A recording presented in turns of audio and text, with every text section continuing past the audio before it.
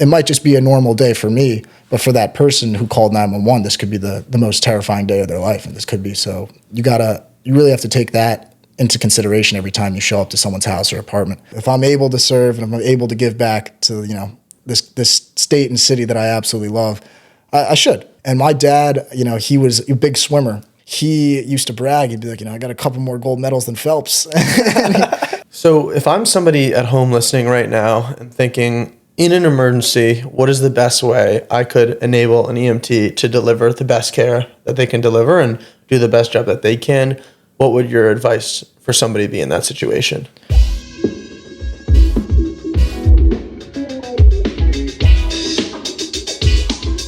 Welcome to The Stroll Season 1. I'm your host, Sam Thompson. In this season, I'll work to engage in conversations that dive deep into the intricacies of each guest's unique career, while also bringing to light the reality of how each guest maintains their health in the professional culture they work in. Sitting down next to me today is Michael Callahan. Michael and I played basketball together in high school, where Michael was a three-sport athlete between football, basketball, and track. Michael went on to graduate from the University of Arizona in 2024. Following his graduation from Arizona, Michael did not pursue a job in corporate America. Michael graduated from the FDNY EMS Academy as an EMT in 2025, and he now works in the field as an EMT in South Manhattan. If you're enjoying the podcast thus far, please take a moment to subscribe to stay updated and also support the podcast. That's enough from me. Here's my conversation with Michael. So currently you're an EMT for the FDNY. I'd like to hear a little bit about what originally got you interested in this career path and when you knew that this was what you wanted to pursue. So growing up, obviously, as you know, my dad was a fireman for the FDNY. As sure as a lot of kids look up to their fathers, I'd like to think my dad was my hero growing up. And seeing what he did for my family and everything he did for where we grew up, I really thought if I did exactly what my dad did, then I'll be able to have a great life for, my future children. And seeing the way that he provided for us, I thought there's no better way to do what he did than just follow his footsteps. And he taught me about this program through the FDNY, the EMT Academy. For the EMS Academy, you just have to fill out an application. And filling that out, you get extra points, if you're CPR certified, if you are an EMT on the outside working for like a private hospital or something like that. And I started to fill that out around, I'd say last October during my senior year of college. And I didn't really hear anything back. I was CPR certified and had that to add on to my application, but I didn't really hear anything back until it was actually July 4th when a couple of our friends were out in the Hamptons. And I was looking through my phone. I got an email. I was like, "Oh my God, I gotta look at this right now." And I saw that email, and essentially that was just kind of the start of the whole process. And from there, it was, you had to go in for a physical examination where the doctor checks you out, just make sure you're all fit. He got you duck walking through the room in your underwear. Essentially, I was like, "Oh my God!" And then they have you come in for a physical fitness test. There was like 4 components to that. Had to walk up, one of the mechanical stair things. I had to do that for, I believe it was 10 minutes with a 30-pound weighted vest. I was kind of stressed about that because you're not allowed to touch the handrails or anything. So I was like, oh, what if I fall? You get an automatic disqualification. And then they do a deadlift. You have to lift a certain amount of weight. And then you do a curl where you have to lift a certain amount of weight. And then they have this rowing machine where you have to row for, I think it was 2 minutes in a row, but you have to hit a certain amount of rows. And I kind of burnt myself out on that one. I remember I got to I believe it was 120 rows I needed to start. And I got to 120 in a minute, but then they keep making you go. So I'm at the end of it, I'm dying, breathing, trying to get over it. But after that, you have an interview process down at headquarters. Then you have to take a psychological exam. And then you get a test number. And then however far down you are, however higher the number is, the later class you'll go into. But, with the CPR and all the other stuff that I did, my test number wasn't that high. So I started the academy on October 7th of 2024, which was my first day.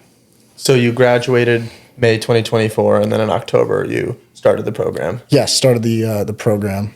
And over the summer, I was working as an electrician apprentice for one of my dad's friends.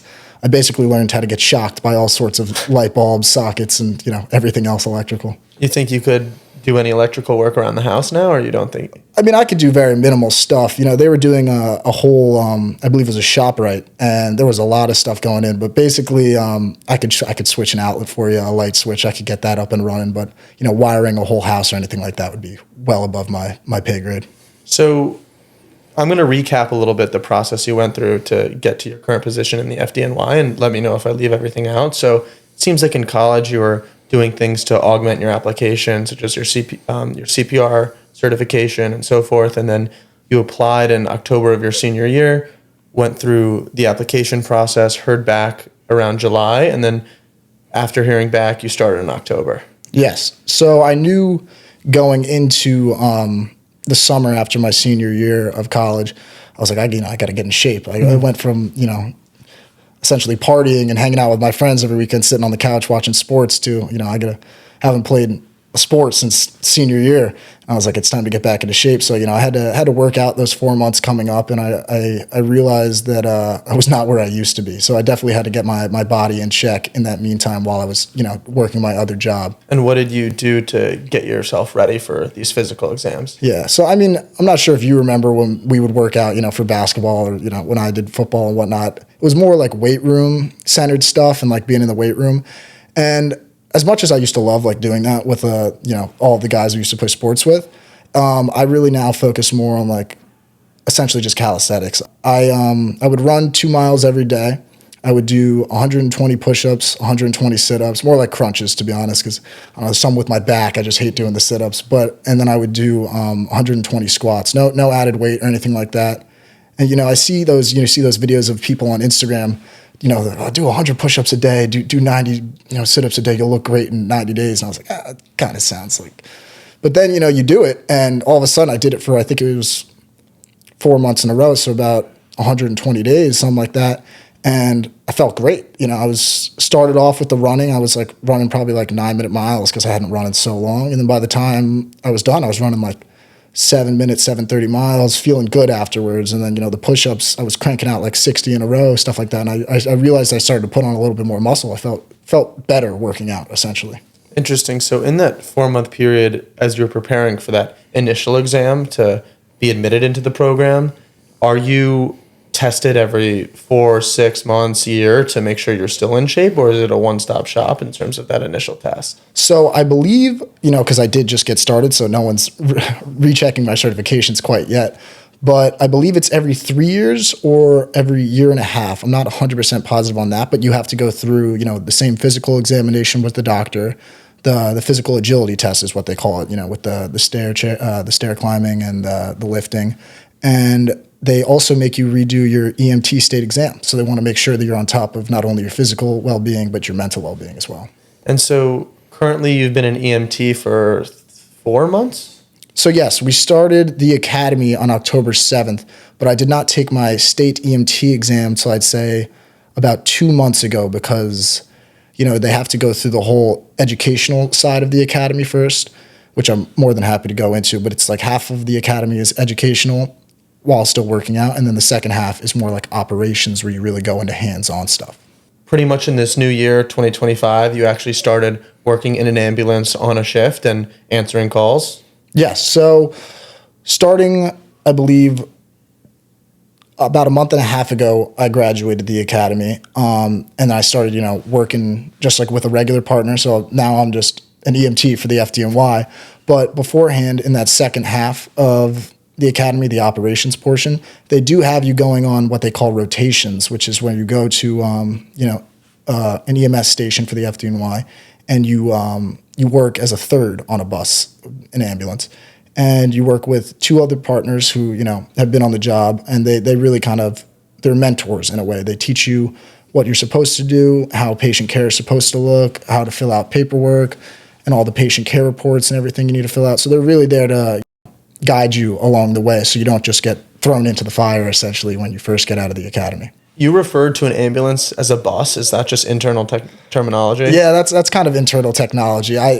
the instructors would all call it a bus, and I remember thinking, I was like, oh, that's silly. I'm not going to call it a bus. And now next thing you know, everyone calls it a bus. So, yeah. And do you get to drive the bus or? So on internship, which is currently what I'm on, you have to get a certain amount of calls, essentially, different types of calls to get off of internship.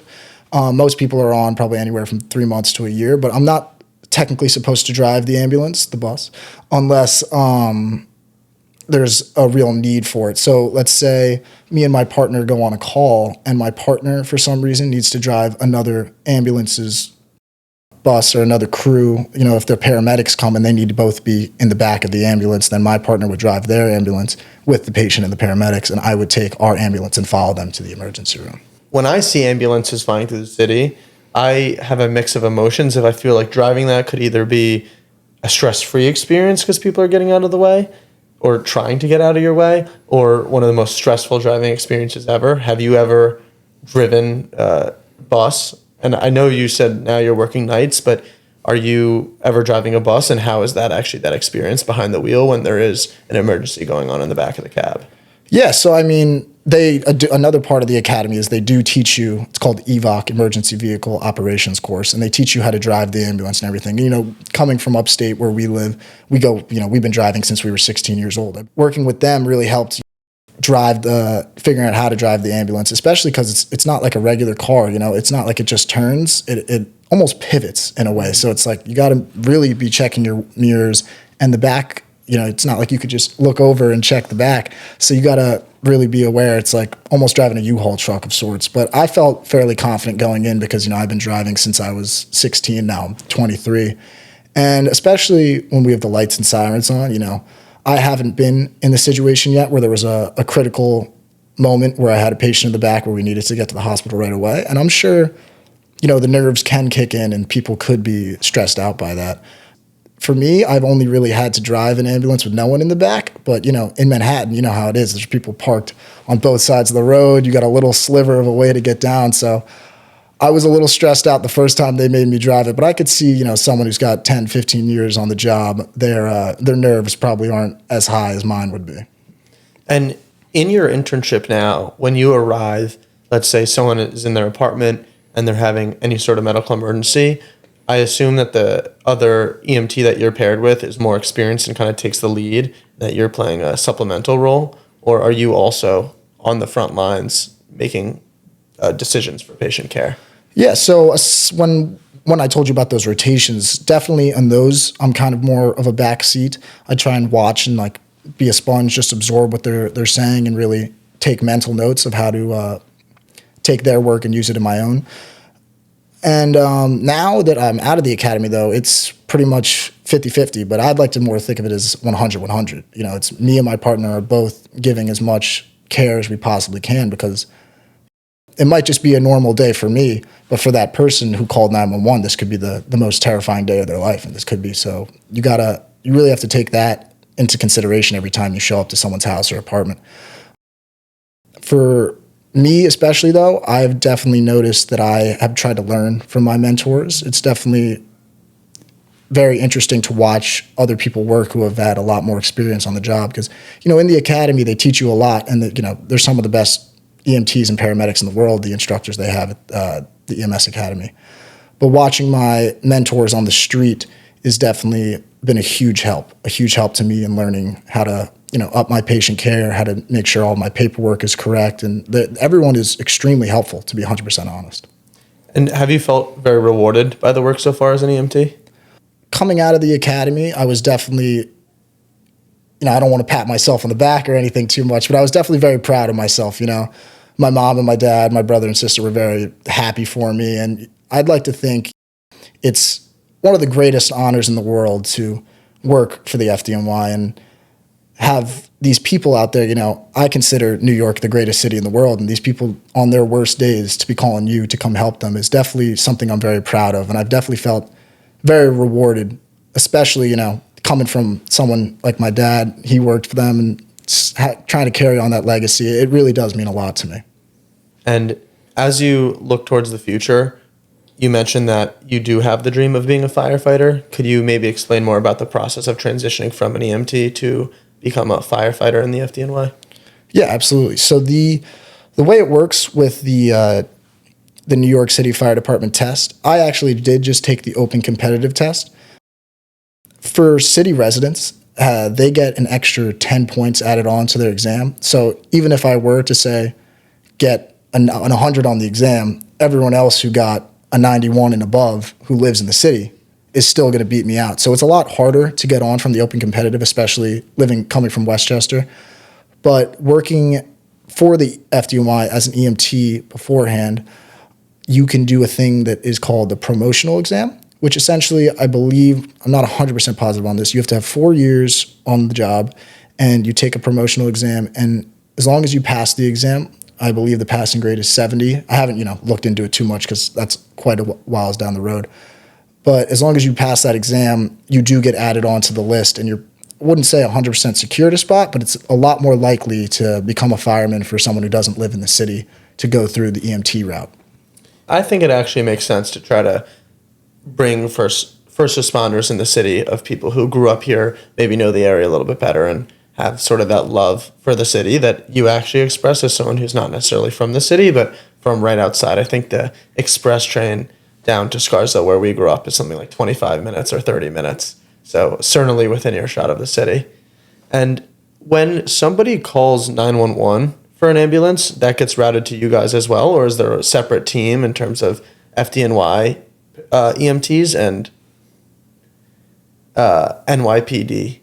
So I'm not 100% sure about the NYPD, but another thing we did when we were doing our operations portion of the academy was they have dispatch, which is the building is called PSAC, I believe PSAC 1 or 2. There's 2 different dispatches for, it's a big city. You got to cover all the boroughs.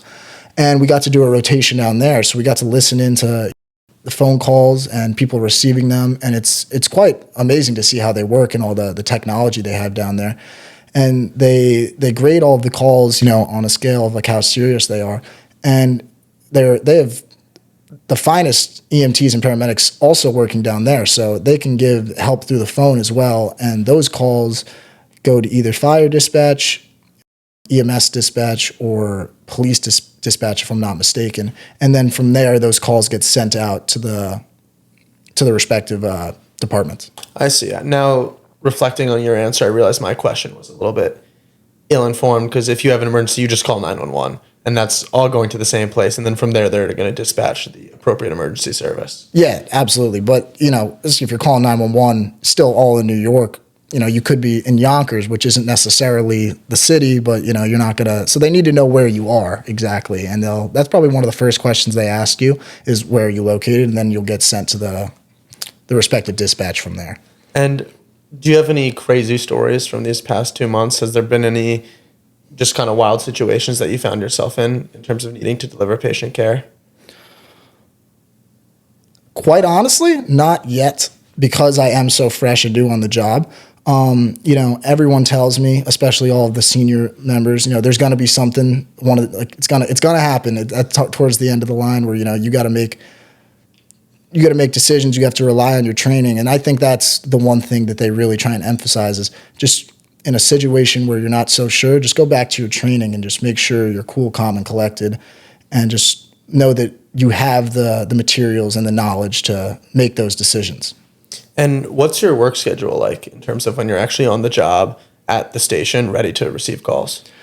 So this one's a little more confusing now because there's so many different, I couldn't even fathom they have so many different schedules for all these people. So currently I work on an 8-hour bus, which is my hours are from, I have to clock in at 5:15 p.m. and then I clock out at 2 a.m.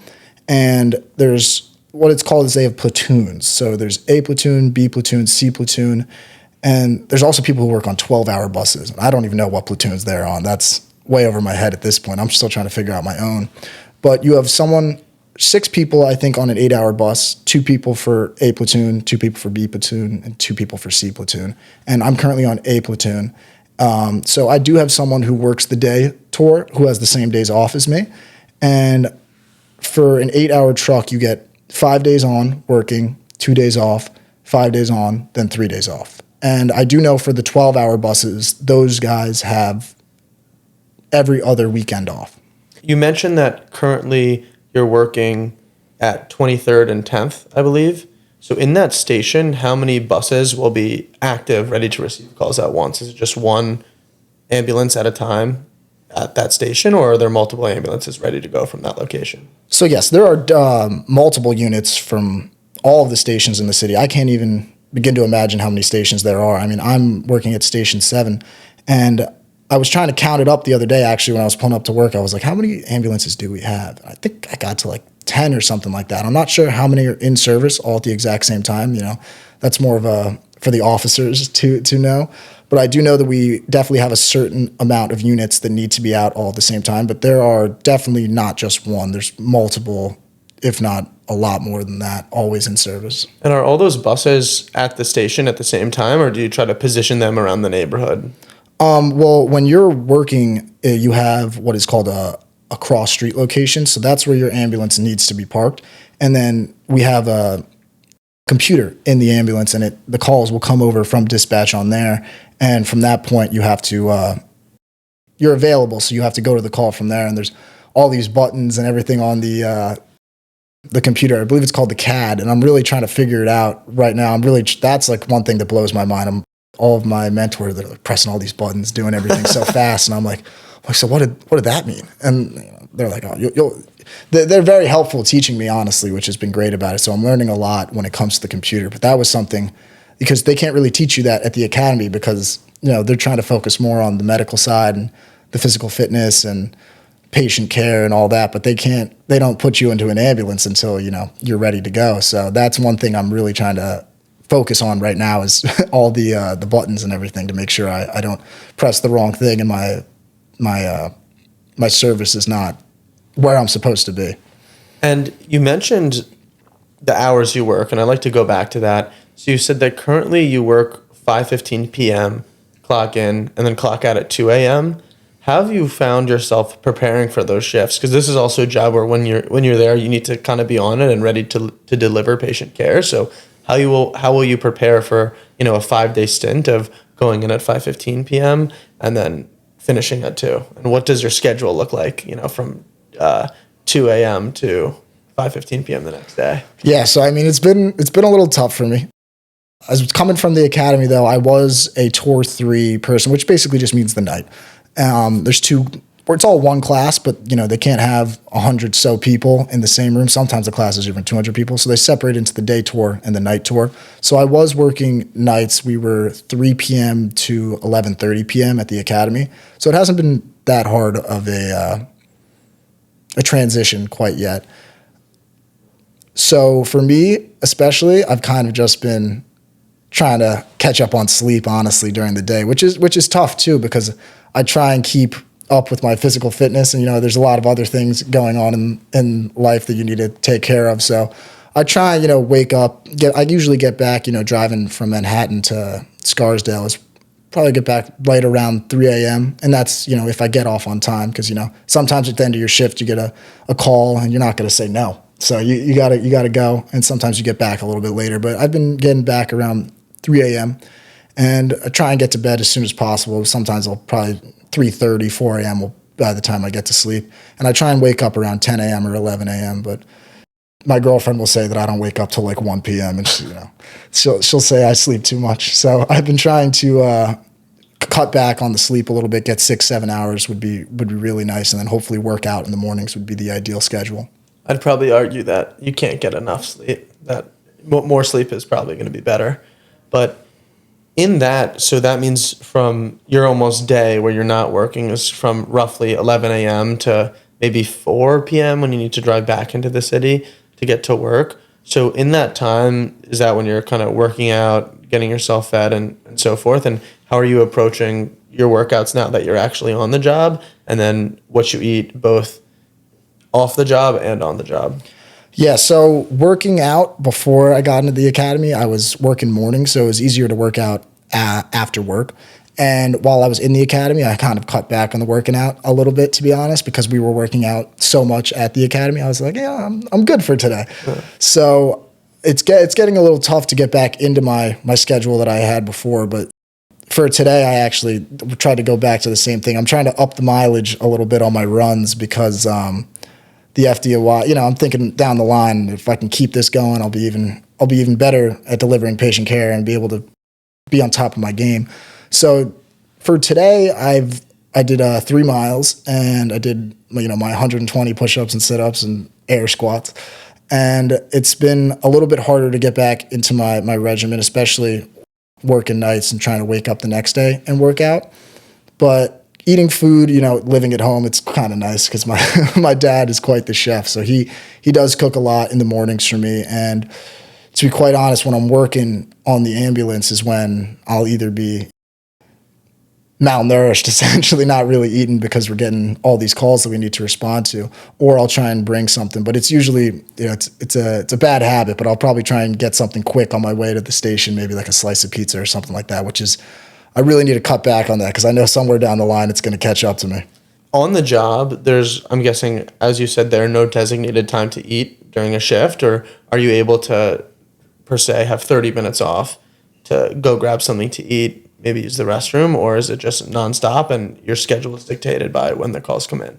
So, the simple answer is no for the eating. You can, if you really, really need to use the restroom, you can call facilities, which is you get, I believe, 20 minutes to use the bathroom, but you have to have, your radio on you at all times to monitoring the dispatch calls. If you're in the bathroom and you just need to do a number 1 or something like that, and like a cardiac arrest comes over, you're not gonna be like, oh no, I gotta pee. So you try and wrap it up as quick as possible, essentially. So it's a demanding job, but it's also it pays off in the long run, especially.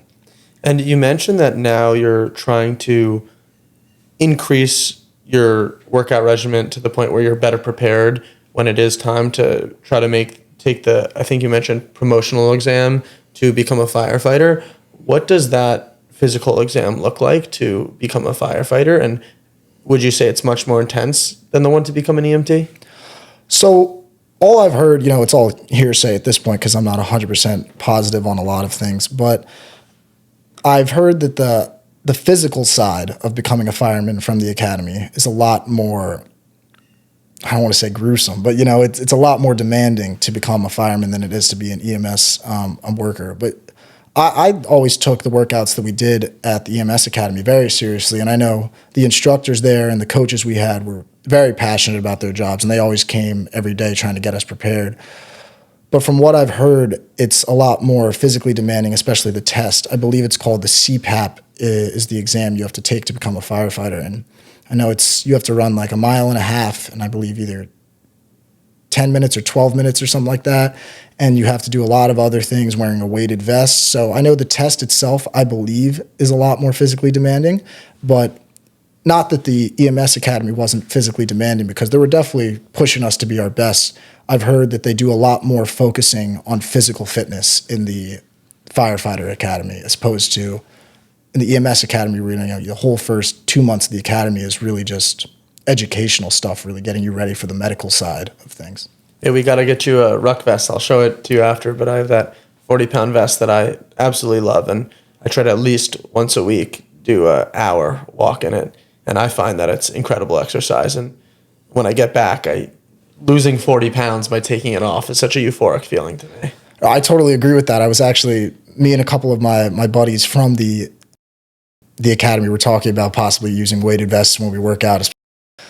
You do it for so long, you go for a 2-mile run every day wearing a weighted vest 5 days a week. In 4 years, when you're not wearing that weighted vest, you're going to be flying. That's true. I will say, though, in the force that you put on your knees, it's a function of, I believe, mass squared. So that if you put on a 40-pound vest and you weigh 100 pounds, and now all of a sudden with that vest, you weigh 140 pounds, you, I believe, increase the force going through your knees exponentially. So instead of an additional 40 pounds of force being maybe 40% additional force going through your knees, I think it's maybe would amount to something like an additional 80-90% of force going through your knees. So I think with running, I actually will never run in my weighted vest, and I'll only walk in it just because I think I would blow a knee out if I tried to run with an additional 40 pounds on. But I guess as a firefighter, that is actually something that you might need to be prepared to do in an emergency with all your gear on.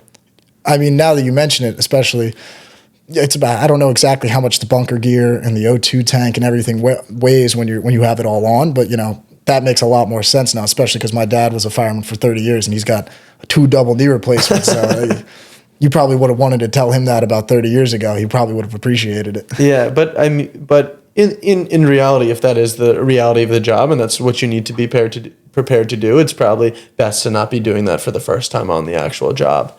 Yeah, I would definitely agree with that, especially just trying to get yourself ready for real life situations. But you also don't want to blow a knee out and then not be able to do the job. So you got to take it, with a grain of salt.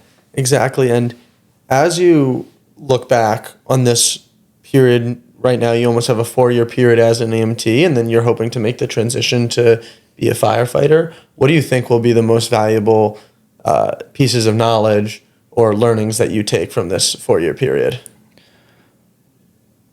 One thing I definitely would like to take with me, they say a lot of people who do try and go the fire route, they're not really in the EMS job, or, they're just doing it to get promoted. But I would like to really, because I do have a lot of pride in working for the EMS side of the FDNY, and I would really like to bring that with me and show up to work every single day prepared to go and give my best. So I would like to take my patient care, how I treat people, and I don't want it to be any different when I become a fireman, hopefully. And I just want to make sure that I'm able to, if your house is on fire, your apartment's on fire, you want to be able to calm someone down or not let them know everything's going to be all right, because, you can't make that judgment call yourself, but you want to reassure them that you're here, you're giving the best that you can, and that you're not going to let anything happen while you're here. So if I'm somebody at home listening right now and thinking, in an emergency, what is the best way I could enable an EMT to deliver the best care that they can deliver and do the best job that they can, what would your advice for somebody be in that situation? So it starts when you call 911, obviously, when you're on the phone with 911 dispatch. You want to give as much information as possible. You want to say how old they are, what's their state, are they conscious, are they unconscious, what do you think's going on? And whatever questions they're asking you on the phone, you want to make sure that you give those answers as best as possible. Another thing that I've found happens a lot is sometimes people will call for 911, and if they live in a apartment complex, the door will be locked. So you might want to, if there's someone else on the scene, it'd be better to have them outside ready to let you in, especially if it is a very serious emergency. You don't want to have your EMS or EMTs standing outside, not able to get access into your building. So just making sure that there's no barricades or any blockades for us to get in and deliver that care. Now I'd like to maybe shift gears a little bit from the EMT side of things to what you do outside your work life. So you mentioned, we've already kind of discussed your exercise regimen a little bit. In terms of nutrition, you said that your dad will typically cook for you in the mornings. Is he currently still working in the FDNY, or is he retired? So my dad retired in 2019, late 2018, 2019. Yet to know the exact date on that, but he's been retired since then, right before COVID. I see. And so what are his favorite things to cook at home? Oh, he'll cook about anything. Every now and then he'll take a look at me and just be like, oh, I look terrible nowadays. And I'm like, this is why, you cook yourself 3 meals a day, and he cooks good too. I say his specialty is breakfast. The guy can really, really cook it up in the morning. He does the best bacon, egg, and cheeses in town. So I love all of his breakfast foods. Ever since I was a kid, he'd make like pancakes. He'd cook them into shapes and whatnot. So, but lately for dinner, he makes a lot of steaks. He cooks, eats a lot of salads now. I keep telling him he needs to take the next step further and get like a wok and start doing the bonsai stuff at home, because he's only been cooking his usuals for so long. But he really likes to cook steak, chicken, salmon. Pretty much a meat lover, that guy. And how have you maybe tried to address your nutrition, maybe in any way watching what you eat ever since graduating college? Because I know for me in college, I would not necessarily eat just what was in front of me, and I was definitely trying to eat healthy, but going out late, coming back, like I was eating every unhealthy thing under the sun. Have you found there's been kind of a shift in the way that you approach your nutrition after graduating and then, becoming an EMT? So, like you said, back in college, it was bad. I lived right down the street from, it was a Chipotle, a pizza place, and a taco shop, and I was like, it's so easy. I go right down there and get it. And I used to have the mentality, this is kind of like Ocho Cinco said, he's like, I'll eat McDonald's 3 meals a day as long as I'm working out. So I was like, as long as I, get out and get around, but here I am playing intramural frat basketball. I'm like, oh yeah, I'm the same as Ocho Cinco. But so nowadays I don't go out as much as I used to in college, thankfully. It's just a toll on the body. But you go out and then you come back, you're like, oh, who wants to get McDonald's? And everyone's like, yeah, let's get McDonald's. So thankfully there's not a lot of that anymore, which has probably been great on the body and the immune system.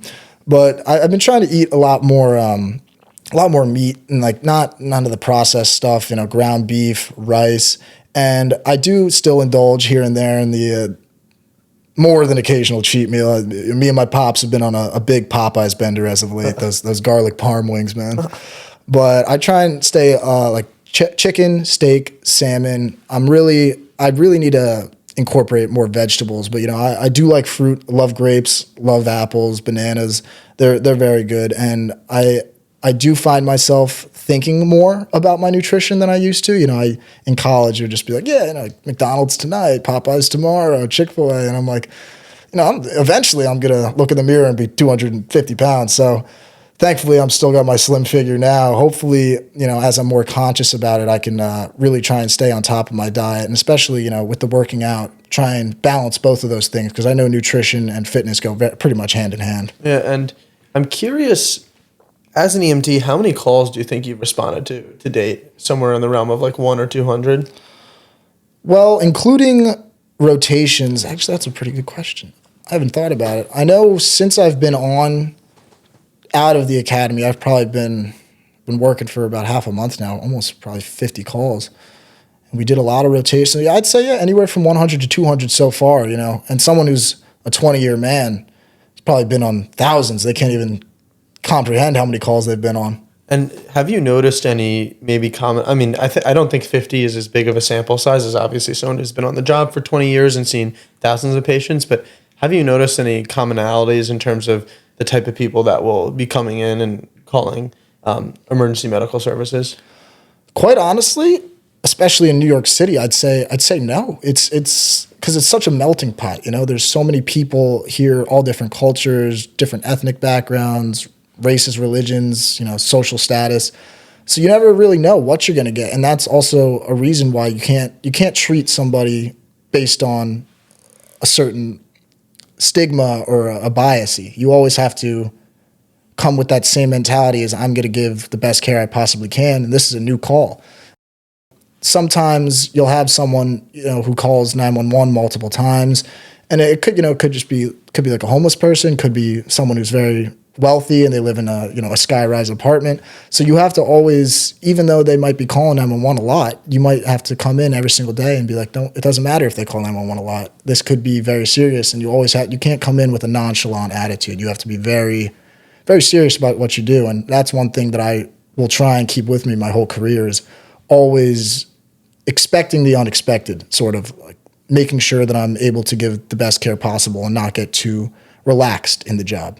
And I think in the vein of that question, I was also curious, is it perhaps a lot older individuals, younger individuals, or as you said, is it typically kind of you'll just never know in terms of, hey, it's not like 50% of the calls come from patient populations that are over the age of 70 or something like that?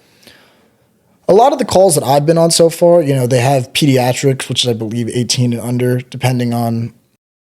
Sometimes it's about their weight when you give like medications, because if you have a child who weighs 140 pounds, but he's like 16 years old or something like that, you're going to want to give him an adult medication because, the child medication might not work. But for the calls that I've been on, I've only had, I believe, all of my calls so far since I've been working at this station, not just my rotations, have all been adults. And a lot of them have been older individuals, but then again, there's still people in that 20 to that middle life age, 20 to 40, 50 years old. Those people are calling. And then there is still a decent amount of older adults. And those are the calls I get. There's like a little bit of a feeling in your stomach when you're going over there, like, oh, something could be really happening here. And even with the younger people, it's still the same way. Like I said, you want to stay on top of everything. You can't just think, oh, they're fine, because that's, it could be their worst day ever, like I was saying earlier. We spoke briefly prior about sleep. I am just curious, as you come off a 5-day shift where you're working 5:15 p.m. to 2 a.m., will you try to keep your same sleep schedule, on your 2 or 3 days off, or will you try to shift it back to normal and then go back to night shifts? I definitely try and switch it back to normal. I mean, as much as it doesn't work, it's definitely, I would think, beneficial to get more of a regular sleep schedule, because you don't want to be the guy who wakes up at noon every day on your days off and all of a sudden half the day is just wasted. So, I mean, I'm not waking up at like 6 a.m., 7 a.m. or anything like that, but I try and get up on my off days anywhere from like 8 a.m. to 9 a.m., just trying to really get after it and work on myself. But those off days are a little tough, especially that first day, really just getting back into a normal sleep schedule. One thing I would also like to say is just, I guess, thank you for your service to this city. You are a first responder. As you mentioned, you are someone who is showing up on the worst day of somebody's life, or potential worst day of somebody's life, and the one delivering their care. And one thing that I thought about in preparing for this episode is how the FDNY has been impacted by what is the most significant terrorist event in this country, 9/11. How was that maybe integrated in your training, and how is that event even today, as someone who was born after that event, kind of impacted the way that they train you and the mentality of the FDNY? Yeah, I mean, I could go into that for hours on end, but it's definitely something they really try and instill in you. I mean, it was a big day, not only for New York, but for the country. And first, I just want to say, you and me have known each other forever, so I appreciate the first responder comments. But I'm still the same guy I always was. I'm just, as JFK once said, ask not what your country could do for you, but what you can do for your country. And I've always thought, if I'm able to serve and if I'm able to give back to this state and city that I absolutely love, I should, because there's no other reason why I shouldn't be able to. I'm young, I'm fit. There's no reason I shouldn't be able to give back to this city that I love. But for the 9/11 side of things, they definitely instill that in you. They have a 9/11 memorial that the class goes to every year, and it's like a wreath laying ceremony. And we walked out there, did the whole marching, hand salute, all the whole 9 yards, and it was a very impactful thing. They have us go into an auditorium at the New World Trade Center. I believe it's Tower 1 is what they call it. They show you a short documentary where they have President Bush. He kind of goes through the day, and they have other politicians who speak about it and first responders. And especially growing up, my dad would talk about it all the time. And we did have a guest speaker at our wreath laying ceremony, which was one of the kids in my class. His father, who was an EMT, he was there that day, gave a whole speech on what his experience was. And it's very impactful to hear those first responder accounts of the day. But my dad talked about it a lot growing up. And I don't know if I ever shared this with you, but I was actually, the reason I'm named Michael was because thank God my father wasn't in that day, because every man who was on his truck did pass away that day. And I just want to make sure I get their names right. It's I'm named after Michael Lynch, Michael Otten, Michael Dioria, Father Michael Judge. So those were, I'd say, a lot of men in my dad's life who he thought it would be the right thing to do, especially because my mother, I believe, was almost 5 or 6 months pregnant with me at that time. And I did ask my mom one time, I was like, what if Dad died that day? And she goes, well, your name wouldn't be Michael, it'd be Timothy. So it's definitely instilled in us. They made us watch this documentary. It's by the two French brothers. It was filmed by these two guys who wanted to document the life of an FDNY probie. And that day, or during the recordings of that documentary they were making, they just so happened to film the 9/11 attacks, and they got it on video, and it went through the whole day of what was going on. These two brothers, they got separated, and they didn't know what was going on, and it's kind of like almost an eerie, scary sight to see all these people. You see the buildings collapse, and there was actually one of the brothers was inside one of the buildings when the other tower collapsed, and just seeing that through camera. And I've never heard the class so quiet when we were watching it. Usually there's some guys busting some jokes in the back. You could hear a pin drop in that room, and it was a very serious serious day. And watching that documentary, they showed it to us right before we went to our reef laying ceremony. And that was definitely impactful. It kind of got you back into that mindset of this is why we do this. This is what we stand for. And never forget, the men and women that we lost that day.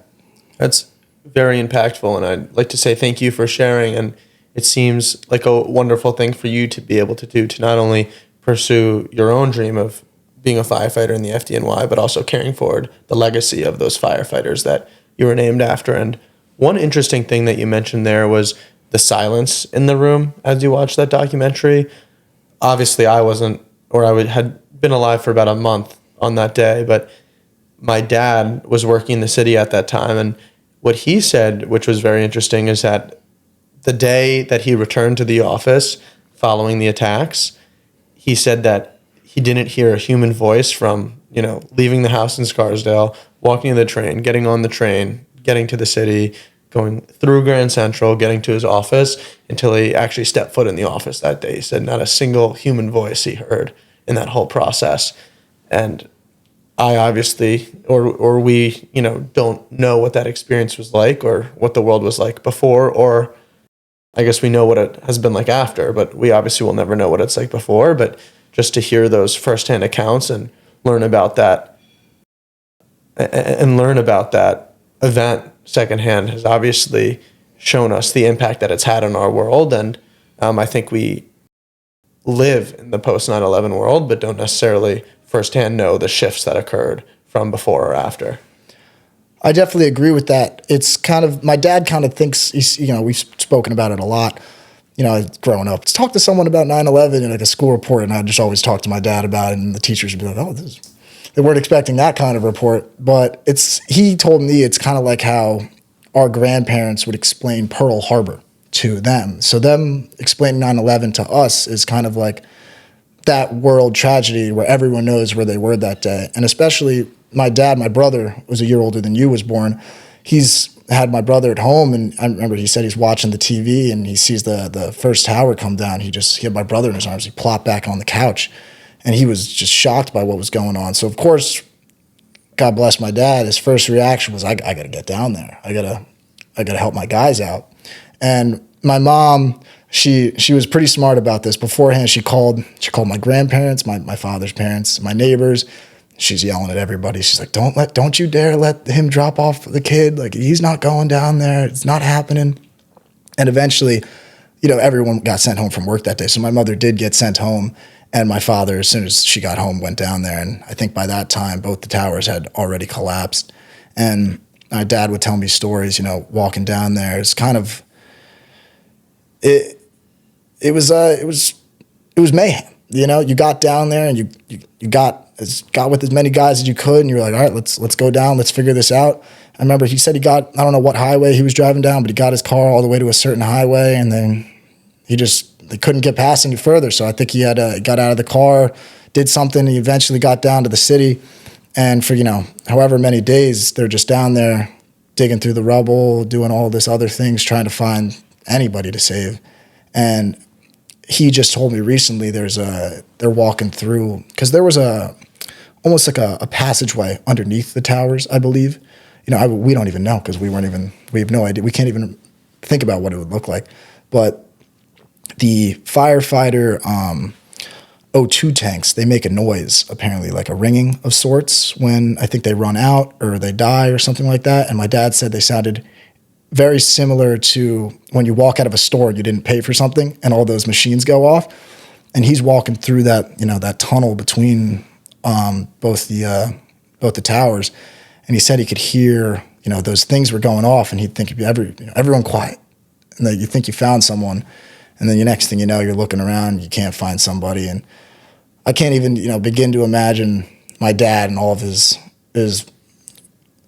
coworkers, what they were going through that day, just trying to find someone, digging and just, I know they did save a lot of people that day before the towers collapsed, but I can't even imagine, what they were going through trying to find somebody. And quite honestly, they really didn't find too many people after the fact. So it had to have been a huge mental toll on every person who worked, and not just, firemen, but cops, EMTs, paramedics, people who lived in the city, just anybody who was waiting to hear anything. It had to have taken a huge toll on everybody.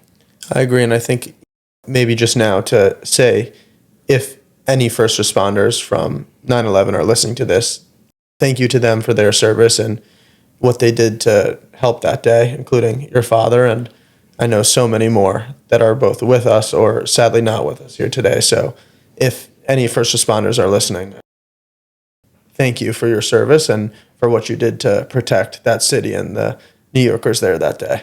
Absolutely. You never want to forget. Although my dad did say that's one of the biggest tragedies, quite literally in all of human existence. That day, he does like to look a little bit on the bright side. He does say that's one of the greatest saves by the FDNY ever. Because although we did lose all those men and women, we did save thousands of other people that it could have been worse. That's a take I personally haven't heard before, but hearing him have that positive perspective of it is, I think, a wonderful way to think about it and remember it and try to kind of appreciate the work that all those first responders did that day in saving so many people.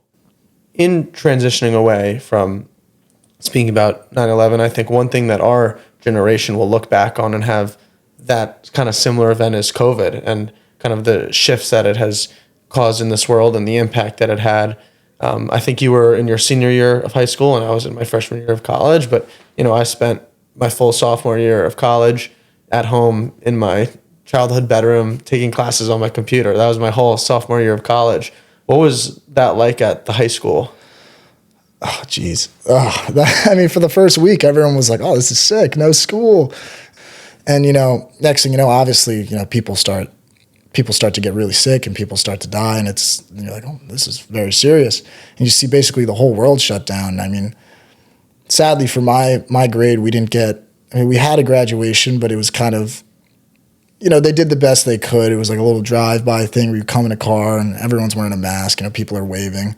We did get to do a small graduation with our dean. There's something like 5-6 deans in the school. So it was nice, but everyone's sitting like 6 feet apart. And we didn't get to have a prom either, which was, growing up, you think about that all the time. Like, oh, high school prom, it's going to be great. So we didn't get to have that high school prom. I know all of my friends didn't. I did thankfully get to go with my girlfriend, who's younger than me. So it was nice to kind of experience that. But especially my first year of college, it was crazy. I remember thinking I didn't go into a single building on campus besides my dorm and the fraternity I was in until second semester sophomore year. And I was like, we got to get back to class. I remember writing my first essay and I was like, I'm shot. I was halfway through the first paragraph. I'm like, I can't do this anymore. It was just such a shift from being online and kind of, not really being present with the academics to coming back to it was very, very hard. And you mentioned, that this obviously went down in your second semester of senior year. How did that impact athletics? Because, we played basketball together, but you also played football, basketball, and then I believe track as well. So how did that impact the athletics? And I believe you would have been running track at that time. Yes, so we did get to finish our basketball season. Unfortunately, the senior year was not as good as our junior year was. We had a real shot at the section championship that year. Our senior year was not as good, sadly. But we did get to finish our season. And if I remember correctly, the way it works with the New York State playoffs for the state basketball championship, I do believe they played those games because I think I remember watching Horace Greeley played, but no one was at the games. And I think someone hit a buzzer beater. And I'm watching the clip on Low HUD and just dead silence. This dude hits a game-winning shot and no one's making any noise. And I'm like, eh. So I kind of remember them finishing up the basketball season, if I'm not mistaken. And, I guess there's indoor track and swimming. They did all, and wrestling as well was probably during that time. But I remember thinking I was hopeful to have my track season. I know a lot of our friends played lacrosse and they were extremely hopeful to get to play that. And, it never really happened because, there was just so much going on in the world. And I think, it was probably the right call not to risk something like that. Maybe not for our generation, the people who were younger and possibly in better physical health. But for, the coaches and the people who would go watch the games, it was probably the right call not to, then again, I'm not the one making those calls. But it was definitely tough. I did high jump for the track team. I ran as well, but I would say high jump was definitely my specialty. And I placed really well my junior year. I had my best high jump at 6'3", and I had a lot of hope to really gain on that my senior year because, freshman year, I won the league, and then sophomore year, I won the league and did even better in sections. And then junior year, I was one place away. I believe it's the top 3 people get to go to states, and I placed 4th in the section. So I was really excited, especially because 2 of those guys were seniors. So I was very excited to go on to states and try and high jump. And, I even had, at that time, a slight hope of maybe jumping in college. So it definitely put a halt on a lot of people's athletic hopes, I would say. We obviously played on the basketball team together my senior year. Some of the most fun I've had in high school on that team. And the team this year, I think on Wednesday, has the section semifinal game in the county center. So we'll be looking out for them. And I think they have one D1 player going to Princeton and then another player committed to Sarah Lawrence. Yes, I believe Jake Sussberg is the kid who's going to Princeton. I'll tell you, me and my buddies, Riley Schneider, Oliver, and Matthew Lipsett, we got to go watch him play at you remember the slam dunk tournament at the county center? I remember the first time we did that, it was like an NBA-sized court. I'm running up, and I'm like, why am I so tired? Remembering it's a longer court, but we got to watch him play, and I think he dropped something like 24 points. I mean, the kid's unreal. And the other kid is Daniel Hoey, I believe his name is. That kid could just jump out the gym, but he was injured. I believe he had a wrist injury or something like that. And I hear those 2 guys are insane when they play together. I mean, it's almost reminiscent of Cole Catan and Jason Seigel. Yeah. But I hear those guys are really, really good, and I would love to. I'm going to the game on Wednesday, and sadly, I don't have off. I believe it's March 9th would be the finals. Knock on wood. I don't want to jinx anybody or anything like that, but hopefully they win that game. I believe they're playing New Rochelle on Wednesday, and I'm real excited to watch them play. You got to hit the wall. Yeah, I got to get something. Make sure. Yeah, I remember, I think my senior year of my senior year of college, I remember watching the semifinals against Mount Vernon on like the, Raider Sports Network that they have. And wow, that was an electric game. And I'm screaming at the TV in my dorm.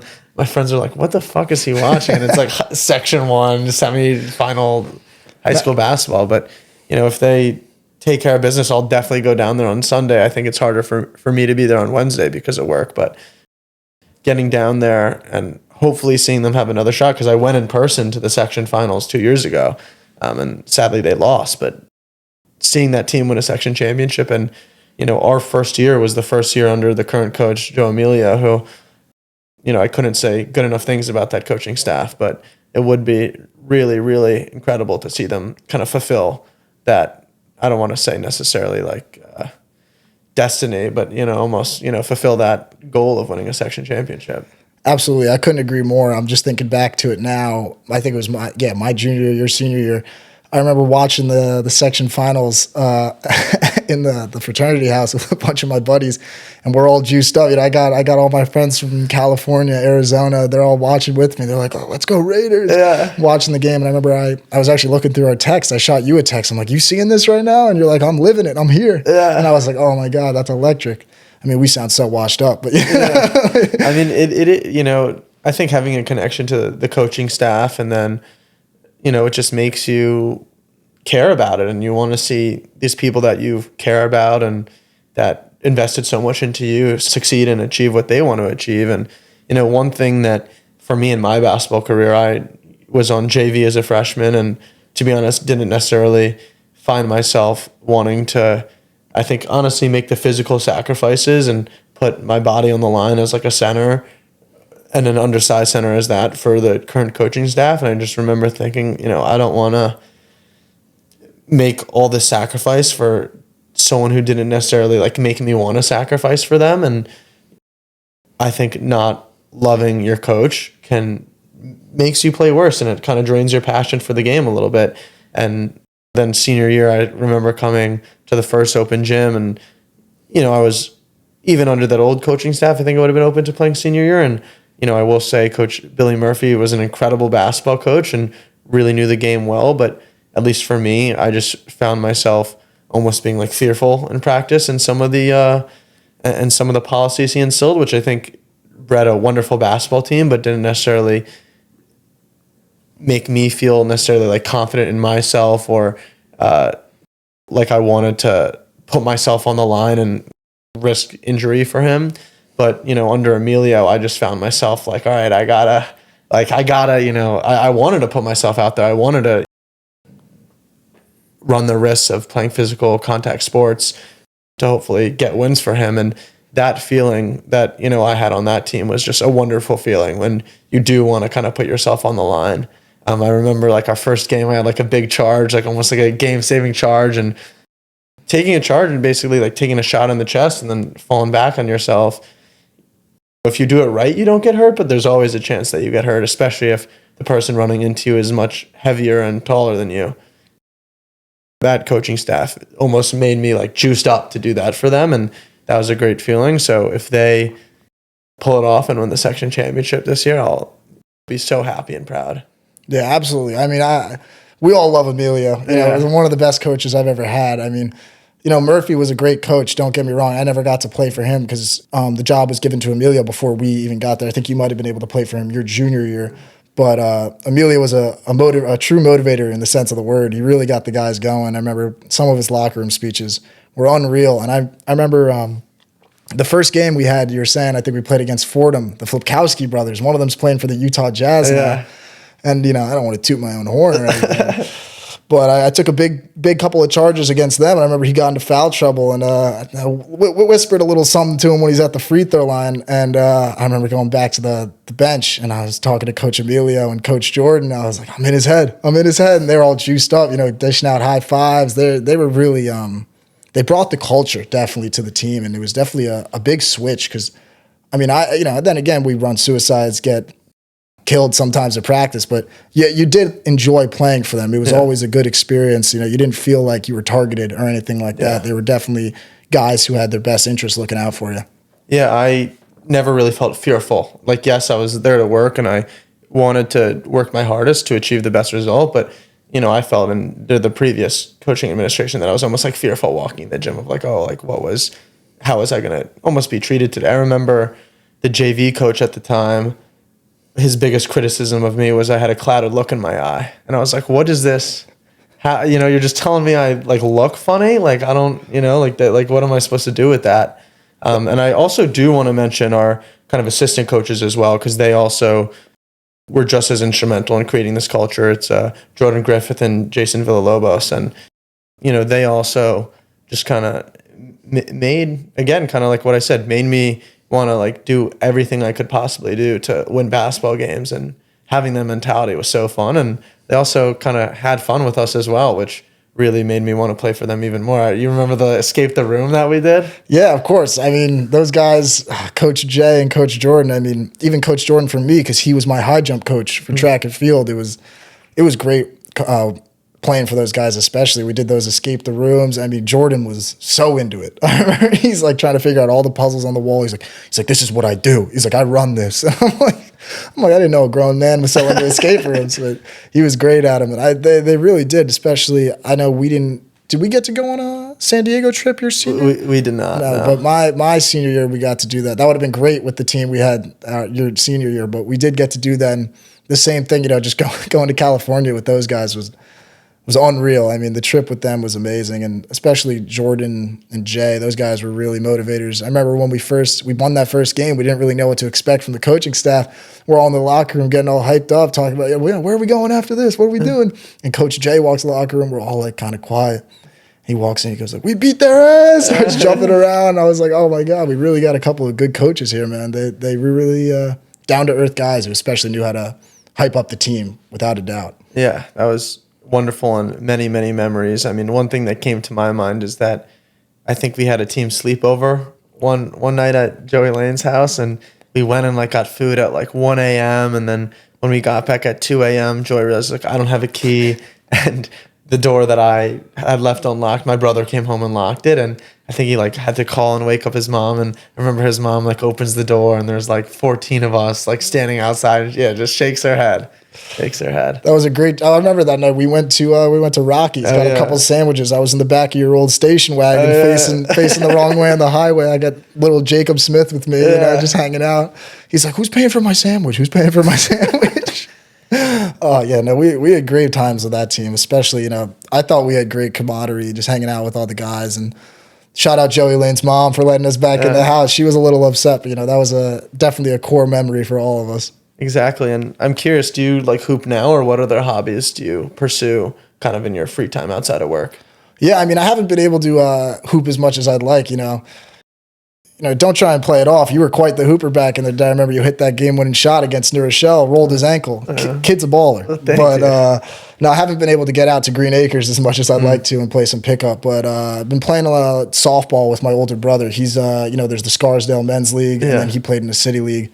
And, with the academy and everything this summer, I wasn't able to really, play as much as I'd like. But that's something I would definitely like to continue to do is play softball. And the FDNY actually has a football team, tackle football, which is something I might start look into. I might not play until I get onto the fire side because I don't want to risk getting injured until then. But I would definitely like to strap up the cleats one last time. And that's full pads tackle football. And who do you guys play? Is it FDNY NYPD? So yeah, that's the big game. I believe it's like the Battle of the Bravest or something like that. That's what they call it. But yeah, they play NYPD. They play.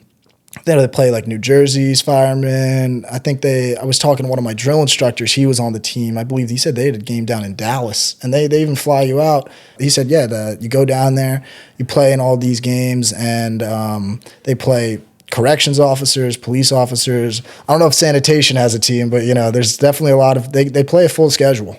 Wow, that's incredible. And is it only football, or do they have other sports as well? Oh no, they have all sports. I know one of the last days in the academy they had I believe it's called an affinity groups day, where they have people come and talk about clubs, sports teams, and all the societies. And the hockey team came in, and I know they have a football team. I hear their baseball team and lacrosse teams are actually really, really good. And I noticed they have a basketball team too. They just played at not MSG, but where did the Barclays? The Barclays Center, I believe, and they played the NYPD. Thankfully, the FDNY took home the dub, so that was a big dub. And this almost seems like a movie-style game in terms of NYPD, FDNY. Could people watch this, or is it televised in any sort of way, or no? I'm not positive about the televised part, but yeah, I remember going as a kid. My dad used to take me to watch FDNY NYPD football game. I watched that a couple of times growing up. And they also have what is called the World Police and Fire Games, and it's essentially the Olympics for first responders. And my dad, he was a big swimmer. He used to brag. He'd be like, I got a couple more gold medals than Phelps. he was always very proud of all of his swimming medals. I remember we went to Vancouver, Canada one time. I think you went to Australia one time when he was a younger man, when me and my siblings weren't around yet, but there was one in New York, and he participated a lot. And it was always funny because I do a memory of him coming out of the water in like his full bodysuit where he just won a race. But I'm just looking at my dad in like a tight black spandex suit. And I'm like laughing at him or whatever, but he's got a nice photo of his relay team, and they have all their medals around my neck, and I'm probably like 10 or 11 years old. So going to the World Police and Fire Games was always really, really cool. Yeah, that's incredible hearing about these organizations that bring together, the first responders from all over the world, and then both within New York to kind of have these, I would say, like team building and camaraderie building events. I'm sure every FDNY fireman, every NYPD officer is pretty invested in that game. And one last thing before we wrap up that I'd like to hear about is what you hope that people in New York think of in terms of the legacy of the FDNY and first responders, and how they perceive first responders, and ultimately what they do think about first responders. So obviously, hopefully everyone thinks good things, but I'm sure there are people who don't feel as happy about the way we maybe go about our business. I would just like maybe people to remember that we are doing this for the people of New York. I would like to let people know that we are here to help. And, I know maybe police officers might get it a little bit worse than firemen or EMTs, but they are very helpful. They've helped us with our jobs, when there's a lot of uncertainties, especially there could be a violent situation, maybe if someone were to get shot or stabbed, you still need police there. So not just firefighters and EMTs in general, but all first responders are there to do their best. And I know sometimes it might not come off as that, but I would like to think personally that we have some of the greatest departments in the world, and that we are all here to try and make the city a better place.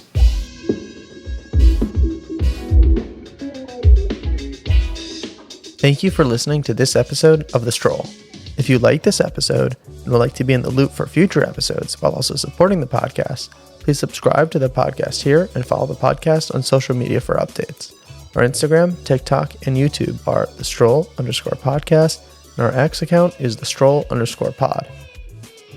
I'd like to give another big thank you to Michael for coming on the podcast and for speaking about his experience becoming and working as an EMT in Manhattan. Thank you again for listening. Much love, one love.